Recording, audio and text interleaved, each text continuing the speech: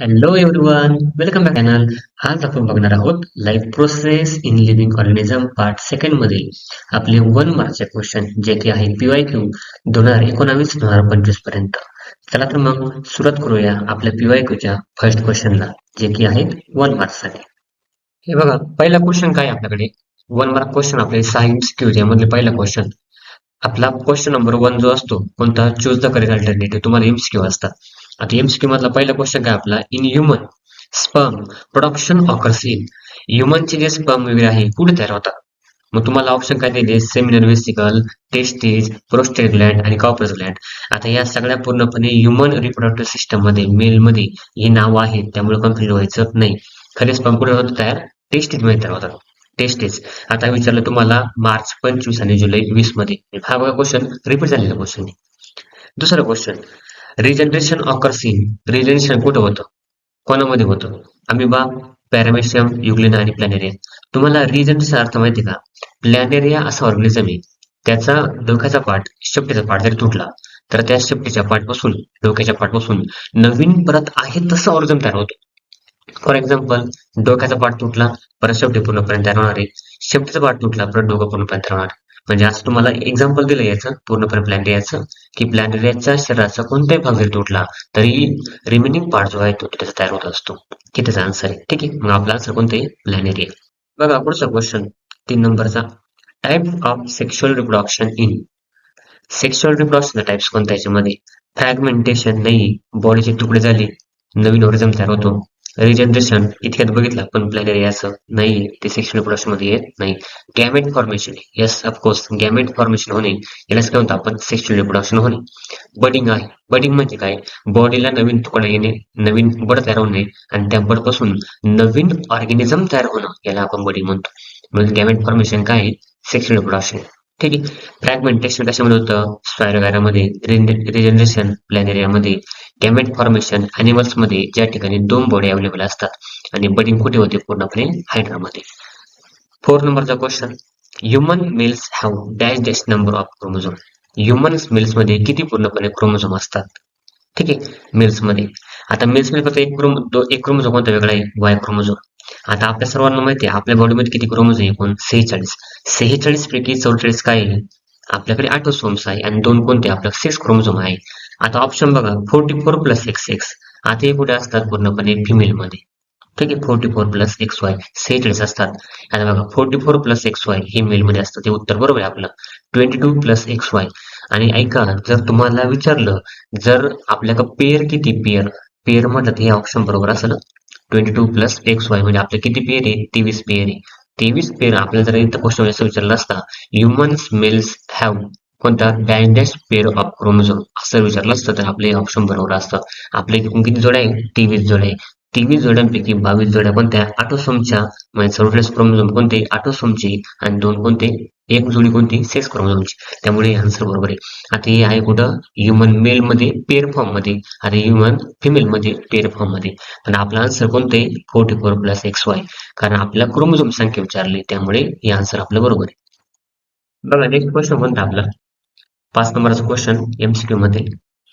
Body breaks into several fragments, and each fragment start to live as a new individual.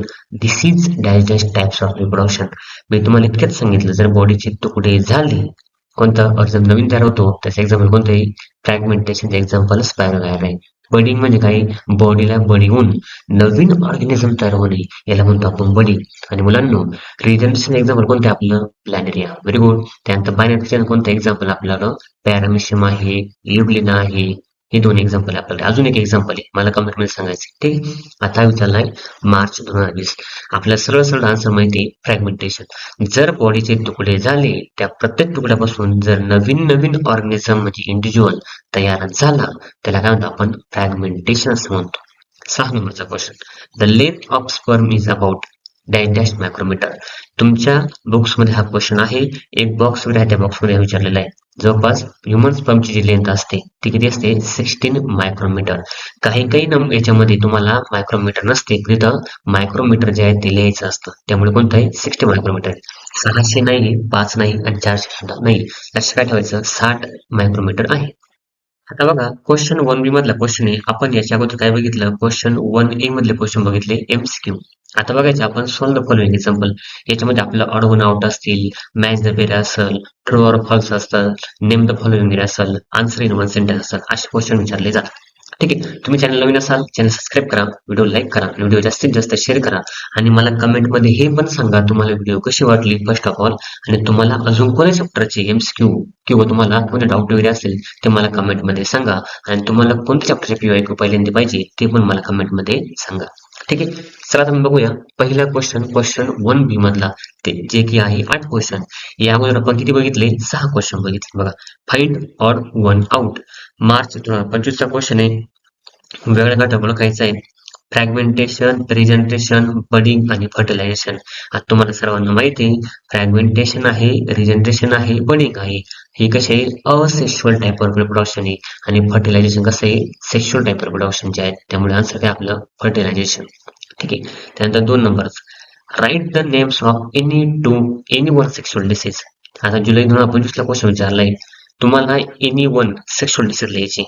आता सायफिलिस आणि gonorrhoea या 2 sexual disease आहेत. त्यापैकी तुम्हाला जे नाव आठवल ती सायफिलिस किंवा गोनेरिया हे नाव तुम्हाला लिहायचं आहे. ठीक आहे. बुक्स मध्ये आपल्या त्यांचे सिम्पटम्स पण मेन्शन केले आहेत दोघांचे पण. तुम्हाला जे नाव आठवलं पहिल्यांदा, आणि जर दोन्ही पण नाव असेल 100% following are the some sexual disease in organism असं जरी म्हटलं तरी चालेल. सायफिलिस आणि गोनेरिया नाव लिहायचंय.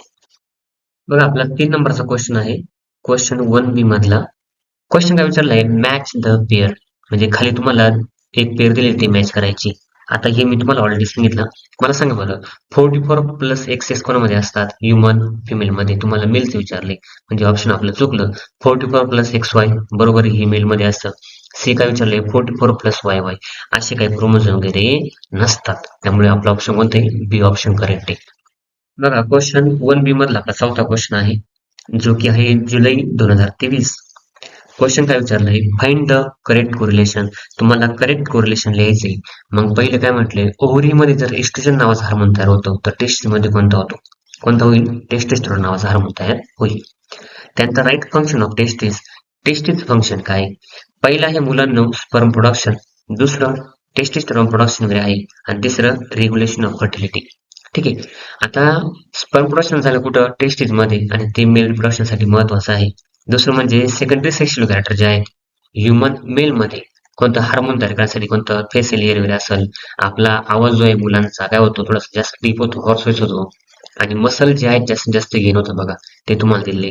आणि फर्टिलिटीसाठी हे खूप महत्वाचं असतं. त्यामुळे 3 कामं आहे. त्या 3 कामामधलं पहिले जे महत्वाचं आहे कोणतं? स्पर्म प्रोडक्शन आहे, टेस्टोस्टेरोन प्रोडक्शन आहे, आणि तिसरं कोणतं आहे? Regulation of fertility. हे तिन्ही काम महत्वाचे आहेत. तुम्हाला पेपरमध्ये जे पण लवकर आठवेल ते तुम्ही लिहायचं आहे. ठीक आहे. तिन्ही पण काम कोणाचे? टेस्टचे आहे. बघा, आपला 6 नंबरचा क्वेश्चन आहे. क्वेश्चन 1B मधला, फाइंड द करेक्ट कोरिलेशन. तुम्हाला करेक्ट कोरिलेशन लिहायचंय. हा की आहे जुलै 2021 चा क्वेश्चन आहे. स्पायरोगारमध्ये जर फ्रॅगमेंटेशन होतं तर प्लॅनेरियामध्ये काय होतं? रिजनरेशन. आपला 2 वेळेस हा क्वेश्चन होऊन गेलाय. 2-3 ऑप्शन मध्ये हे तुम्हाला नाव होतं प्लॅनेरिया. त्यामुळे रिजनरेशन याचा आन्सर आहे. बघा, 7 number, Pranav and Preeti are twins in your class. म्हणजे प्रणव आणि प्रीती जे आहेत दोघं ट्विन्स आहेत, जुळे आहे. ठीक आहे, जुळे भाऊ बहीण आहे. They belongs to dash twins types. आता ते कोणत्या टाइप्सचे पूर्णपणे ट्विन्स आहे? तर ते आहे डायझॅगोटिक ट्विन्स. आता यामध्ये 2 प्रकार आहे. एक आहे डायझॅगोटिक ट्विन्स आणि एक आहे मोनोझॅगोटिक ट्विन्स. आता मोनो मध्ये काय होतं? त्यांचे जे जेंडर असतं ते सेम असतं, आणि प्रणव आणि त्याचा भाऊ अजून एक असता. कोणतं? ते जर ट्विन्स असते ती कोणती असते? मोनोझॅगोटिक ट्विन्स असते. पण इथं एक मुलगा आणि एक मुलगी वगैरे आहे, त्यामुळे ते कोणते? डायझॅगोटिक ट्विन्स वगैरे आहे. ठीक आहे, लक्षात घ्यायचं. बघा, लास्ट क्वेश्चन आहे क्वेश्चन 1B मधला आपला 8 नंबरचा, जो की आपला विचारला आहे जुलै 2019. क्वेश्चन काय विचारलाय? Write the correlation. Transverse binary fusion कोणामध्ये होतं? पॅरामेशियम मध्ये. तर लॉन्जिट्युडनल बायनरी फ्युजन कशामध्ये होतं? युग्लिनमध्ये. आता बघा, सिम्पल बायनरी फ्युजन अमिबामध्ये होतं. ट्रान्सव्हर्स बायनरी फ्युजन पूर्णपणे पॅरामेशियम मध्ये होतं, जे की ऑलरेडी आपल्याला दिलेलं आहे. आणि लास्ट पण राहिलं लॉन्जिट्युडनल बायनरी फ्युजन म्हणजे युग्लिनमध्ये होतं. लॉन्जिट्युडनल म्हणजे काय? बॉडीच्या असे उभे 2 तुकडे होतात आणि 2 नवीन ऑर्गन तयार होतात.